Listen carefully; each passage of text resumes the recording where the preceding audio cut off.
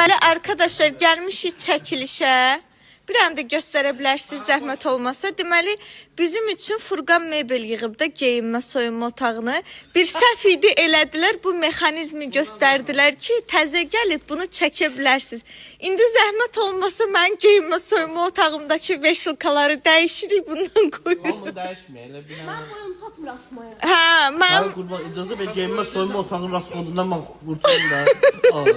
O 5 yılkan gördün, elə havayı dönür, onu gəlsin yapışırsın ora. Sıkın koymalı.